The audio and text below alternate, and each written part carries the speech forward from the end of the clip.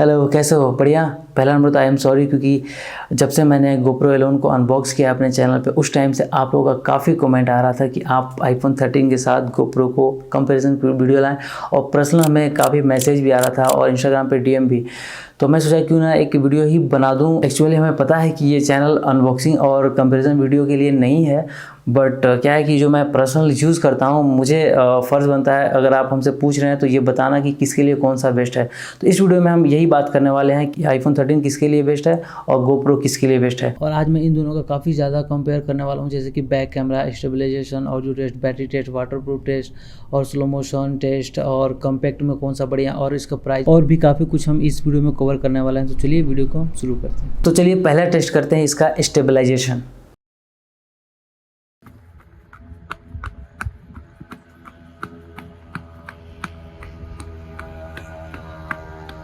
तो आपने देखा इन दोनों का स्टेबलाइजेशन, कौन सा बेस्ट लगा आपको, आप ये बताएं कमेंट करके। और हमें तो GoPro 11 का बेस्ट लगा।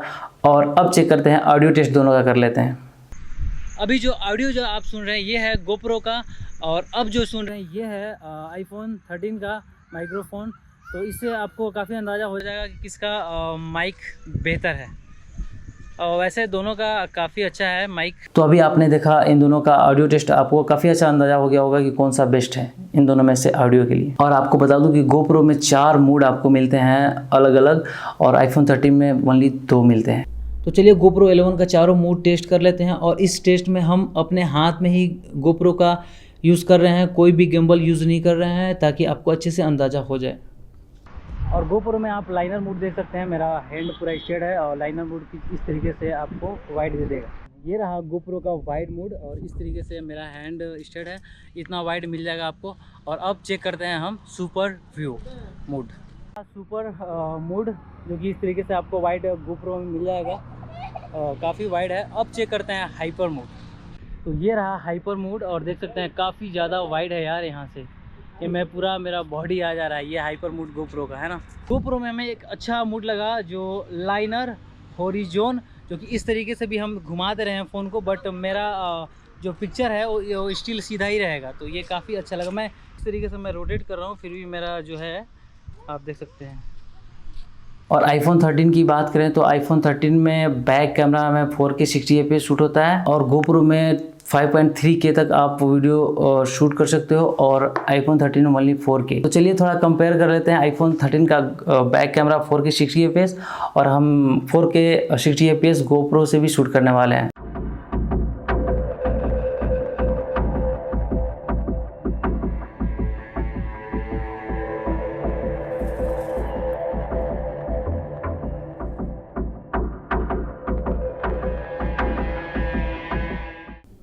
और मैं अपनी बात करूं तो हमें जहां तक महसूस हो रहा है कि GoPro में काफ़ी स्मूथ फुटेज है, और iPhone 13 में थोड़ा सा जर्की है, और सेचुरेटेड ज़्यादा है iPhone 13 में, और GoPro में थोड़ा सा डीसेचुरेटेड है।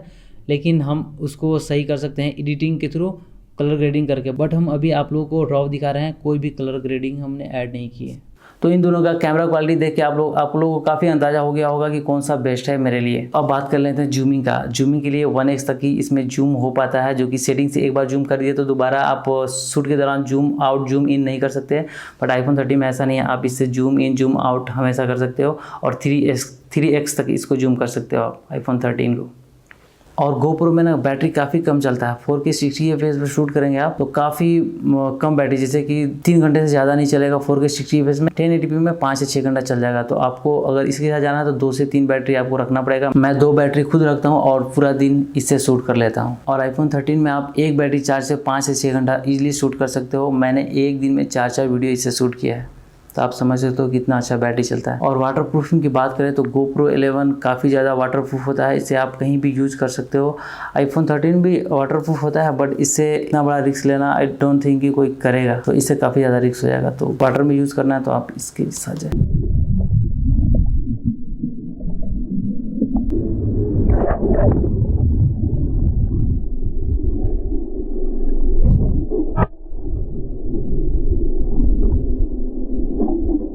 और आप इन दोनों में काफ़ी अच्छी स्लो मोशन निकाल सकते हैं। 240 fps दिया हुआ है दोनों में।